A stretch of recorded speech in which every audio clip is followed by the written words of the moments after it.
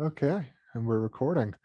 Thank you for joining us for another edition of Hagley History Hangout. My name is Ben Spone, oral historian in the Center for the History of Business, Technology, and Society at the Hagley Museum and Library in Wilmington, Delaware.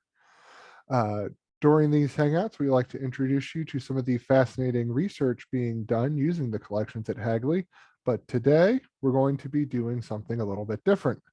I'm sitting down with Joe Plasky, and we're going to talk about the work he's doing building up our DuPont Textile Fibers oral history collection. So we'll be talking about building and developing a collection that is currently still being added to and open for research. Joe has been working on this project for well over a decade, and I'd like to hand the reins over to him to tell you more about this fascinating project. Joe, thank you for being here today. Well, thank you for asking me to come. I've been interested in coming up to Hagley and meeting everybody up there, but I haven't had an opportunity yet.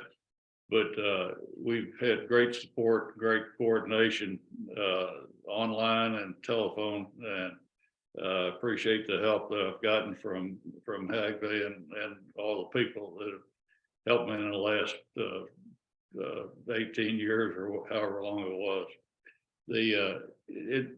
It's probably worth a nickel to give you a little bit of background on for me, and I think the background that you'll hear will fit in with the way I've approached this project. But I graduated from West Virginia University with a degree in engineering, went in the Army and served my time. And when I came out, I got a job with DuPont in Martinsville, Virginia. Martinsville, it was one of the nylon plants in existence at that time. And I didn't know anything about nylon. I didn't know how it was made or anything. So I delved into how the plants run and how things are operated. I held every job on the plant in engineering and manufacturing, and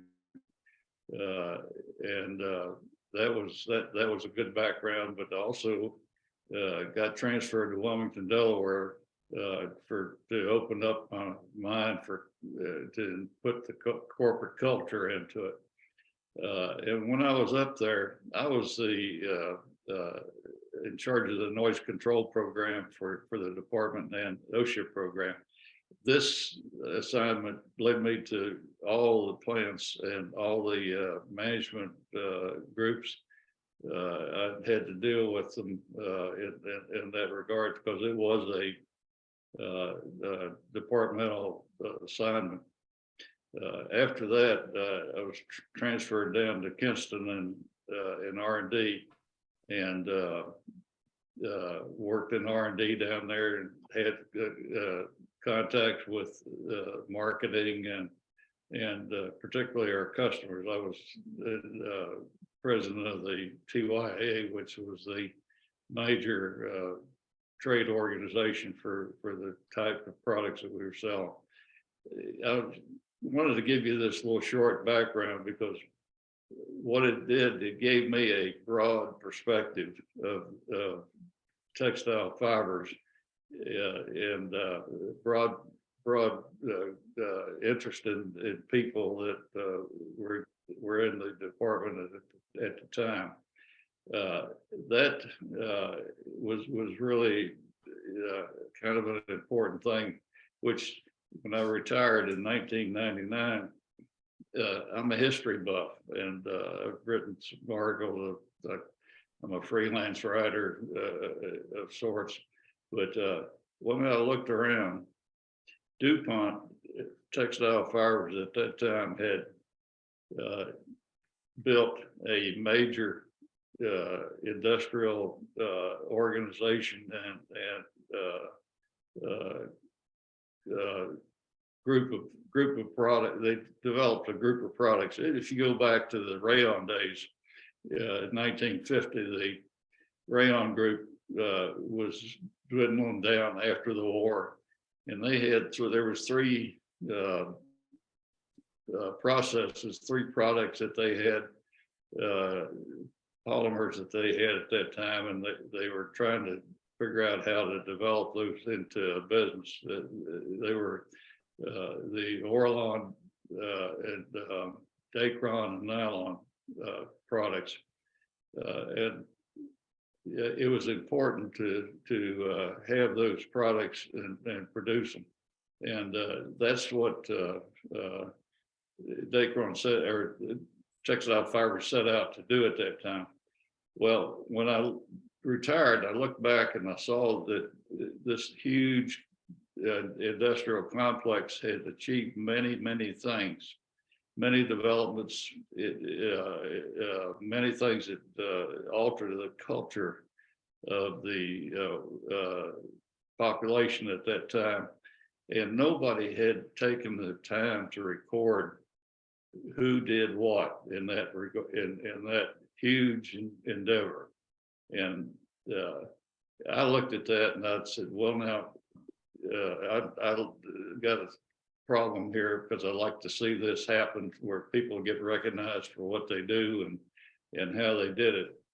And when I looked at it, it was a huge time consuming, or would be a time consuming operation to get in and record that history. But the fact is, it was needed, and I was pretty highly motivated at that time to incur this work that I was thinking of doing. When you look at some real kind of basic things that would drive a person to do the work I put in. Every time DuPont built a plant, like they come into Cape Fear or Camden or one of our plant sites, they created a middle class in that community, because we came in, we needed people that were pretty smart technically or mechanically, and that we paid a good wage. Well, a good wage would draw in a certain class of people, and we would build a culture, a historical culture in there of a middle class. The other side of the coin that everybody knows about is we took Dacron and made no iron shirts out of it. Let me just simplify it to no iron shirts. When that happened, women didn't have to stand over a ironing board, and guess what? They went out and got jobs and went into the workforce. Now, that's been documented many times, but I just mention it here because it's a driver to get this history recorded. Anytime you alter a culture, you alter history, you create history rather. And that's what happened over this period from 1950 to essentially 2000. And nobody had taken the time to record that. Well, I felt like it should be done, and so I began this project. Does that make sense to you, Ben? That makes perfect sense to me as an oral historian. But why did you decide on oral history in particular, as opposed to trying to collect, I don't know, archival documents, for instance? When several things happened there. When I began this project, the first thing I did was develop an address list of about 900 to 1,000 people that I knew and had contact with from this broad work that I did in DuPont. So you took that list, and I sent that list out and said, you all write up your history and send it in and let me edit it. So everything was going to be written, okay? And you got 900 to 1,000 people and that are kind of retired and they're not interested in writing. I got made a very meager response to that. So I was casting around, and I was talking to Hagley at that time, and Dr. Roger Hurwitz, I think he's still there, I'm not sure. Yes, he's my boss. Oh, okay, well, he,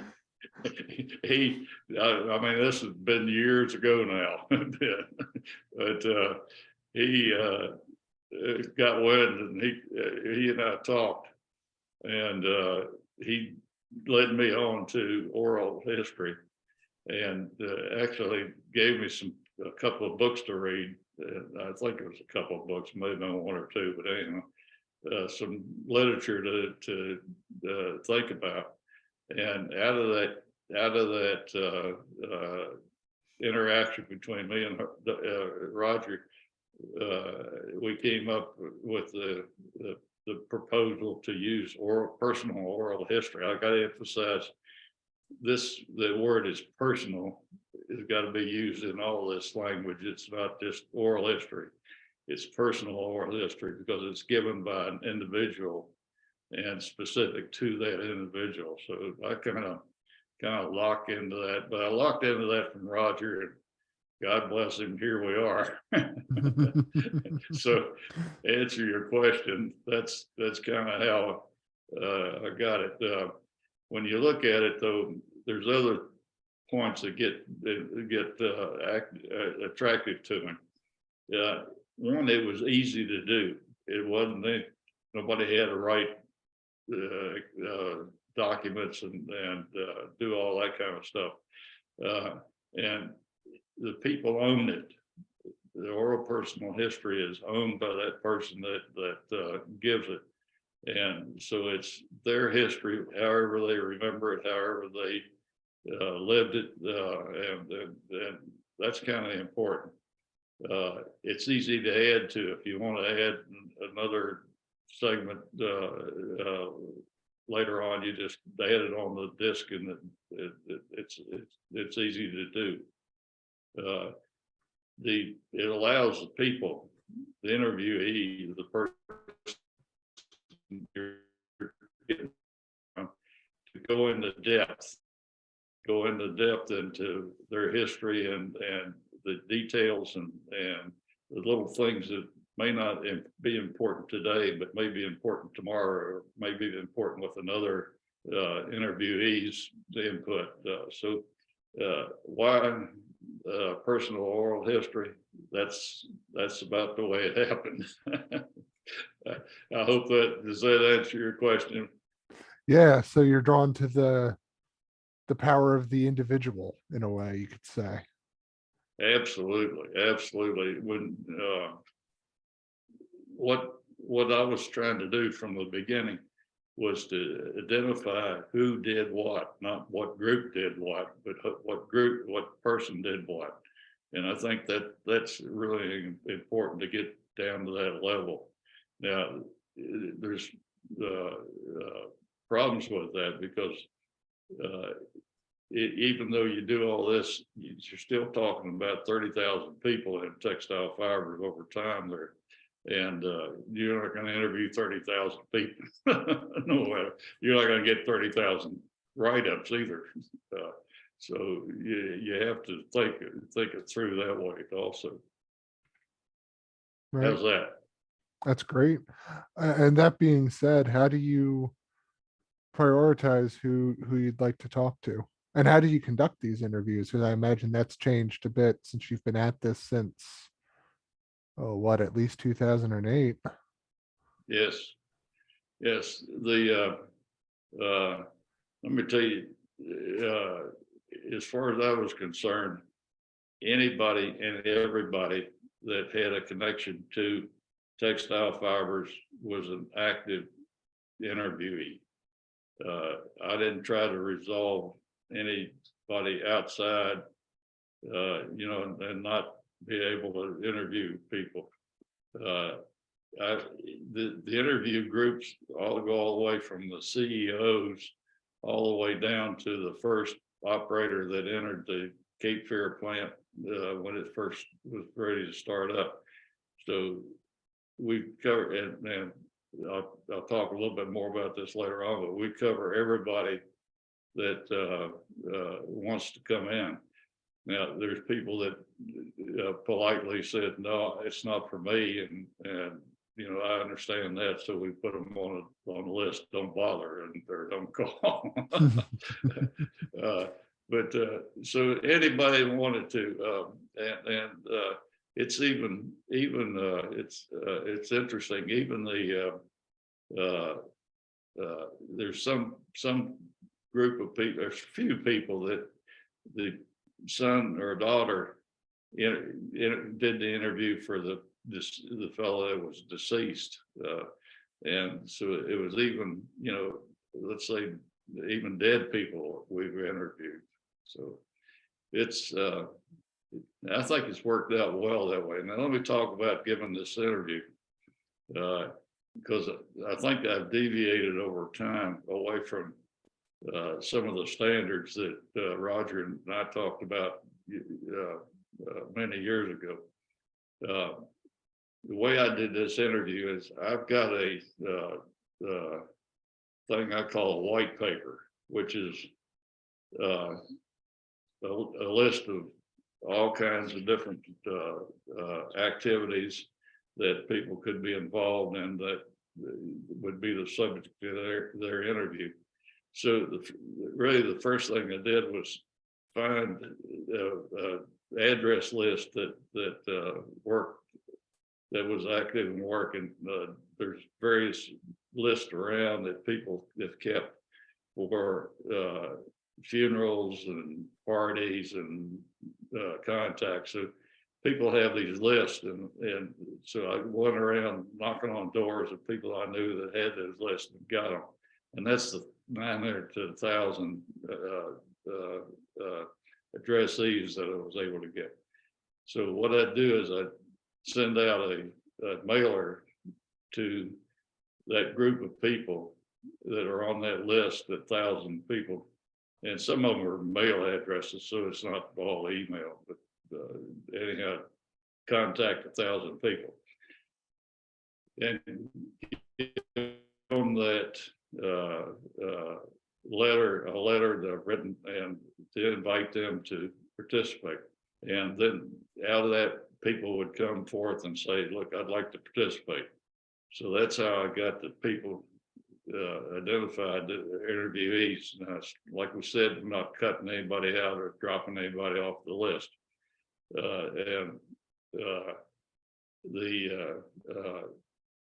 Doggone, I lost my train of thought now. The people would come forth and volunteer to take to be an interviewee.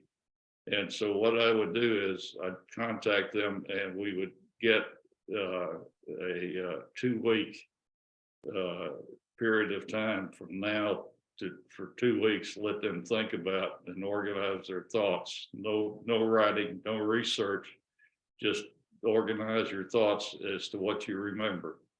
And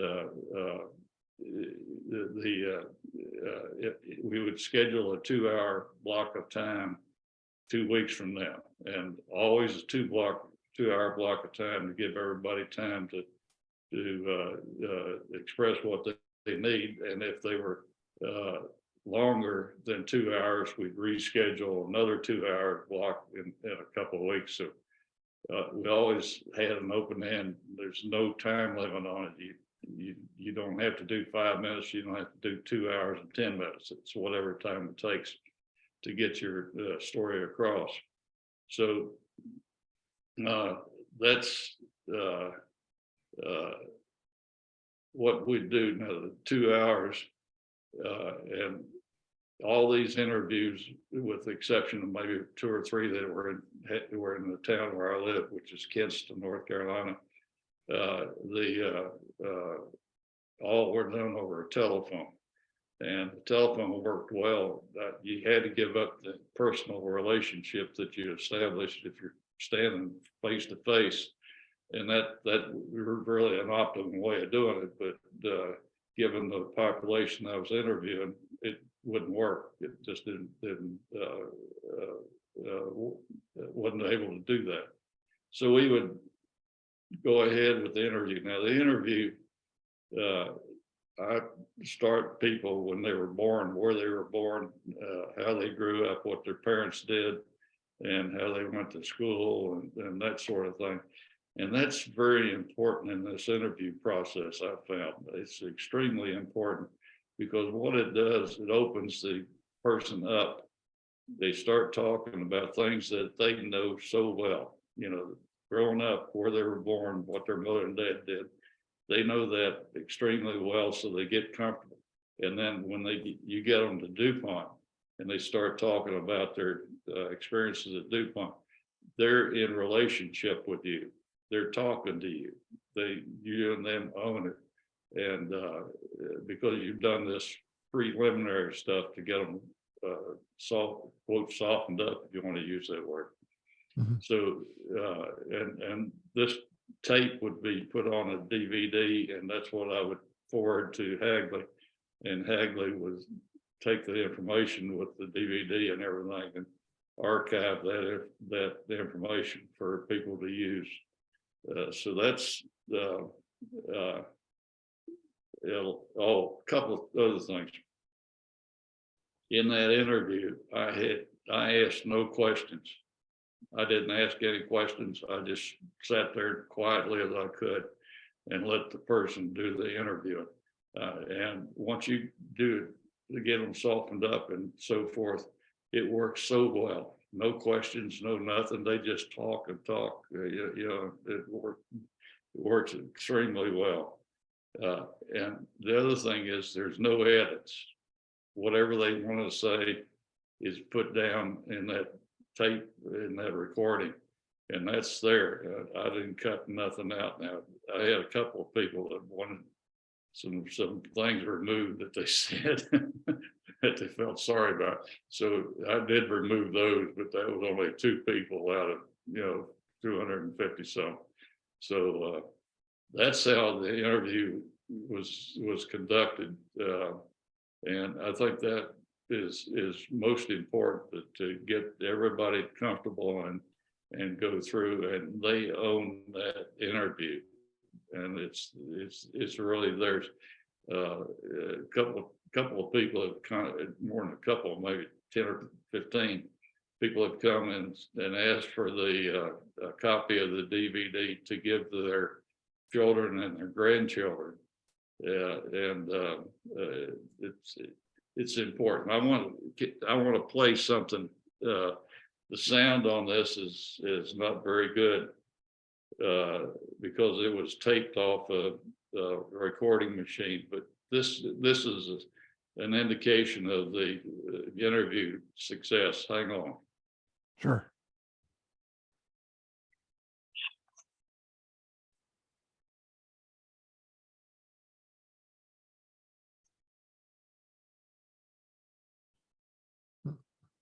Is it playing?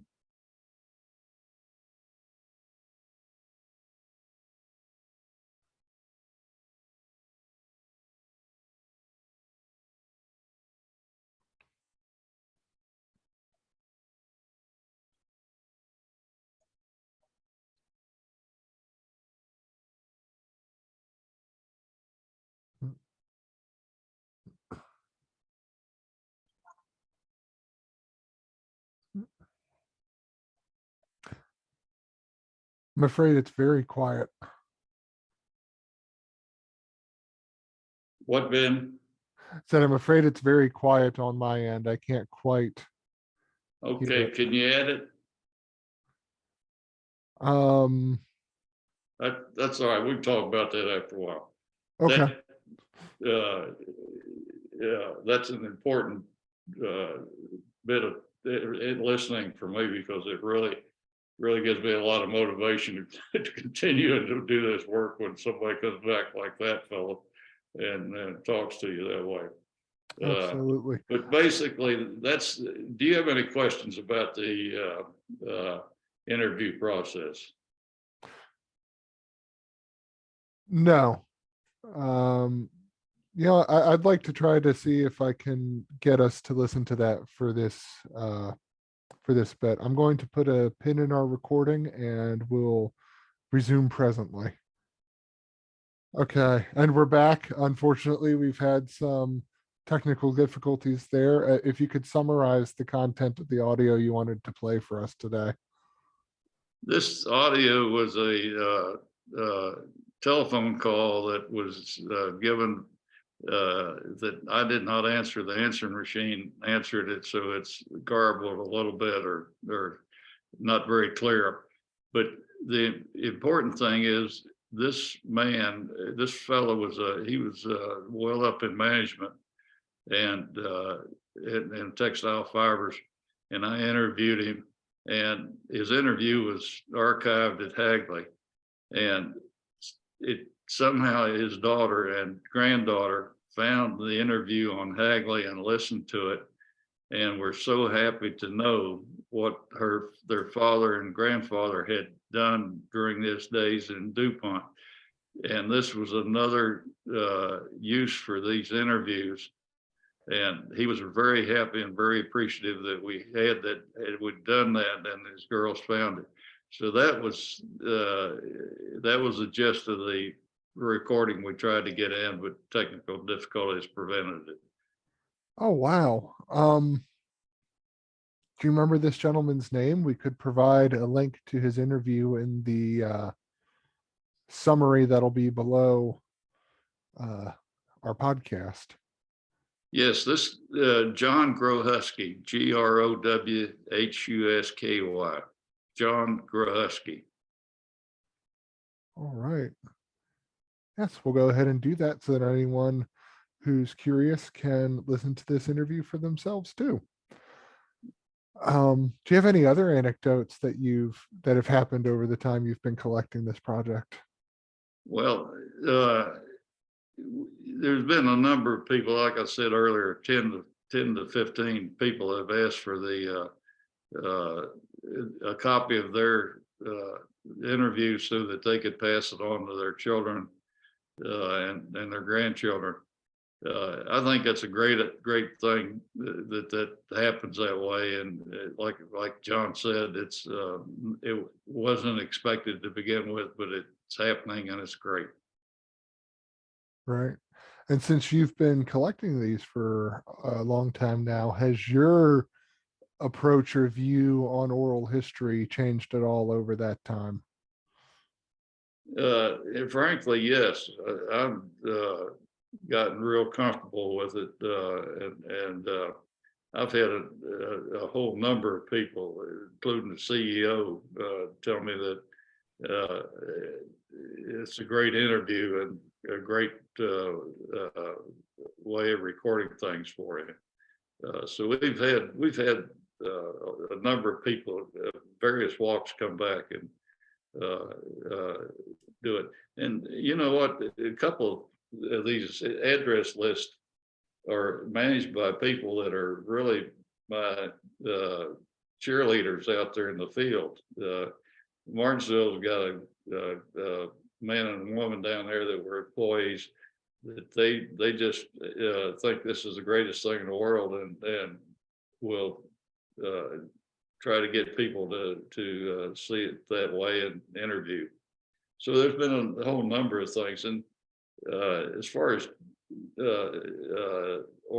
personal oral history, I almost forgot the word. Personal oral histories are still active. I'm still working on them. Although the problem we've got now is that the population is significantly up in age, and there's not many people around anymore that shared in this glorious years of 50 to 2000. So, get down to the bottom. Yeah. Right. And I have to say, I have to share for the listeners, if this is in competition to be our largest oral history collection that we have in our archives.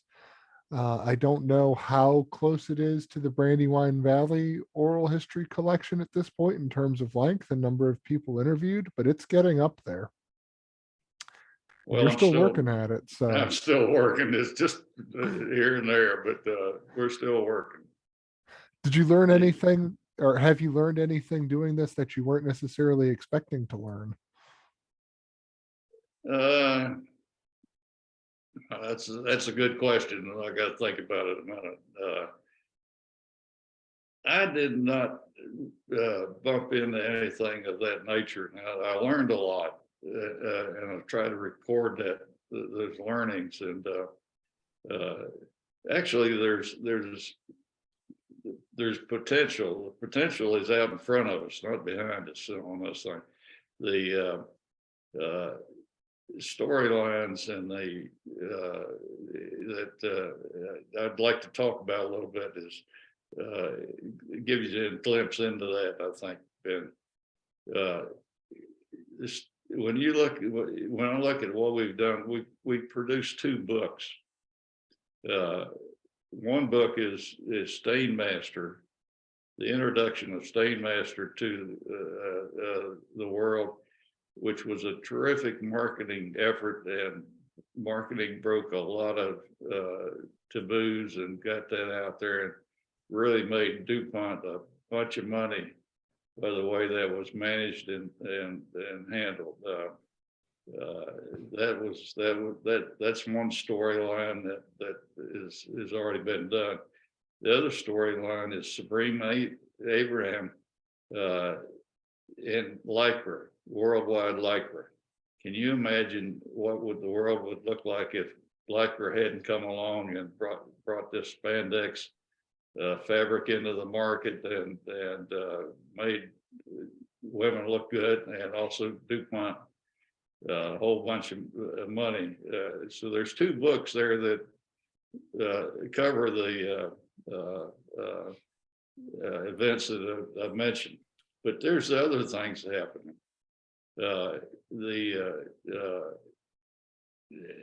don't want to get into the process, but there is a piece of equipment that is required to make DuPont or make nylon and Dacron or polyester. And the invention of that piece, in my view of the world, is the second largest impact of anything that ever happened to textile fibers. Of course, the first one was Crothers coming up with a polymer, but this group, Tom Nelson and Lil Nolan, developed this piece of equipment. And I have personally interviewed Tom, and the night they went in and how they did it in the shop at Waynesboro, that allowed the industry to make the products the way they are now and at the cost they are. Without that invention, it would have never happened. And that interview is sacred to me. It's his personal words and his personal, actually he wrote it down for me. And I think that's just, firsthand knowledge as it happened. Terrific. Moving on, at some of our plants had a progression system that held women back, that only allowed women to go to a certain level. And the push and the shove to change that was very important and very big. When that change happened, all those women moved up to higher levels in the plants and really dominated the men. And we call that, in the interviews that we did at Martinsville,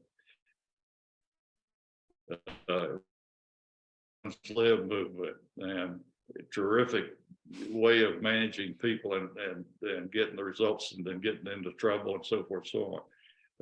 Kevlar marketing is another area of interest, the storyline that ought to be developed. Kevlar was a tremendous technical success, but to market that stuff, everything that marketing tried to do was small, few pounds, not many pounds, and a lot of work to get it involved.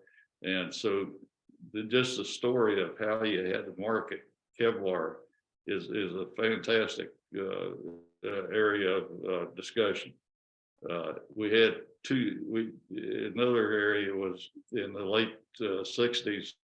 We found a certain process that would change the operation of the textile systems.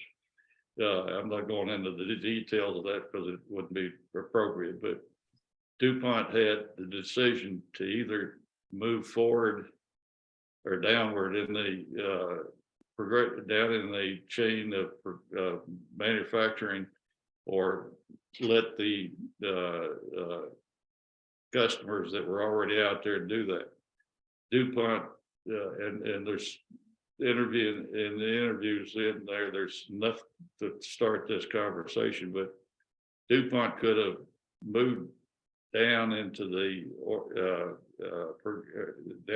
manufacturing system and completely changed the whole atmosphere. But management at that time decided we're not going to bother our customers. We're not going to take their business away. So they elected not to do that. That left a big hole and a lot of questions about the future of those products. Also, DuPont had a decision, or had a desire to compete with silk, to replace silk. And they tried and worked, and this is the storyline of how they tried to do that. And eventually it failed and completely dropped that effort. Our relationship with DuPont of Canada is another storyline that needs to be talked about. DuPont Canada was a completely different organization, but the relationship between the two is a point of discussion. I would recommend, if somebody is interested, I've got 3 interviews on there of the CEOs, Willard, Kroll, and oh my God, forgotten his name, Chad Holiday. People might want to listen to those as to the area of when they were born and how they were raised and that sort of stuff. It's not the kind of thing you read in Business Week or that kind of stuff, but it's interesting to listen to how those fellows develop themselves. There's an area that it is of major interest to me, and that's marketing. Nobody talks about corporate marketing very much, but that was a tremendous organization that influenced a lot of products. I've mentioned this list of storylines just to get people interested and started, and here's areas that researchers could come into your organization, get a grant, and go study some of these areas. I think that would be like a normal process. In this white paper, I have over 100 of these storylines that people can work on, in the future. I'm talking a lot. I hope I'm not off the subject, but I want to make sure that there's people know that there's tremendous effort or tremendous areas out here that can be researched, that properly so and should be. And these are some of them. Right. Well, I think you've kind of moved on into starting to answer my next question for you, which is, what do you hope the future holds for these interviews? Because as you know, at this point, some of our eldest interviews that we already have archived are approaching 70 years of age. So there's some longevity to this. So what do you hope someone using these for research 10 years from now, 20 years from now, 30 and beyond might get from this collection? Like big picture type deals.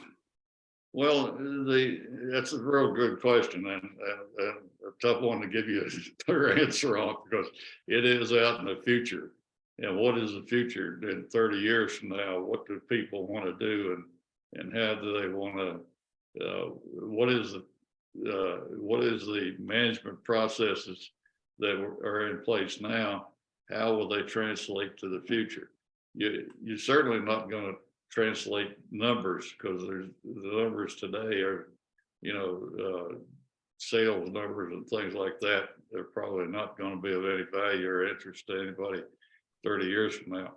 But people will want to understand, I think, in my opinion, understand how the culture changed, because history is, to me, in my mind, history is a matter of changing the culture today and creating the history for tomorrow.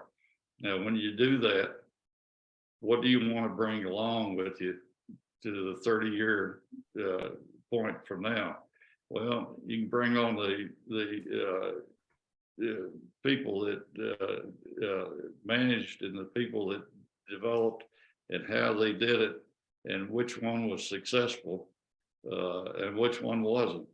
And if you take these storylines, you'll have that developed and ready for those people 30 years from now.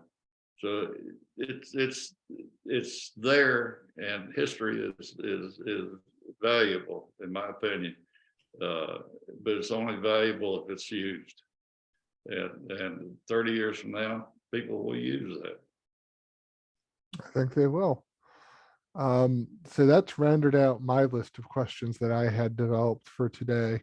Was there anything that you were prepared to talk about that we didn't cover today? I think, Bill, Ben, you let me go good. I like that. It was like I was talking about, don't interrupt, just sit there and let the person talk. And I appreciate that. I feel like it was a good interview. So I appreciate your way of doing it. There's one thing that I didn't mention, but let me throw it in here at this point. When I started on this project way back in 08 and so forth, there was a strategic decision I had to make at that time, and I could have taken one subject, one of these storylines I was talking about, and worked that storyline down by itself, not do anything else, but just focus on Stay Master, let's say. And that would have been a good thing. It would have produced probably a good piece of work, because you could focus and get people involved on it, and it'd be well done. Now, that's option number one.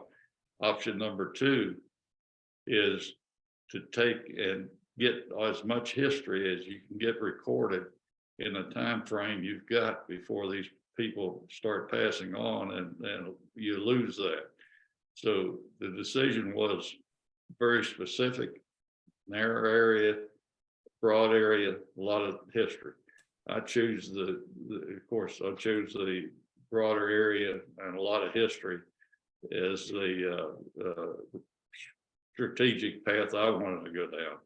So that's the way that happened. Now, what I'm hoping is there's enough nuggets out here, enough tile in the mosaic that people can put together enough of a picture of the history of any of these storylines, and then research the rest of it, and then have the book that you'd have that you would have had in the beginning. Except in the case I did, you'll have a lot of history in all these interviews. Absolutely. Oh, I think that's a good way to end things. Is there anything else you wanted to add? No, thank you, but I appreciate everything you've done, Ben, and I feel good. And Kevin and Roger and all the guys, I really appreciate the help they've given me, it's been good. And thank you for sitting down with me today. We really appreciate it here at Hagley. And for our audience at home, if you'd like more Hagley History Hangouts and more information on the Center for the History of Business Technology and Society at the Hagley Museum and Library, you can find us online at hagley.org. That's hagley.org. And if you'd like to explore the DuPont Textile Fibers Oral History Collection, you can find that online at hagley.org/oral history. Thanks for listening. Thank you, Ben. Yes.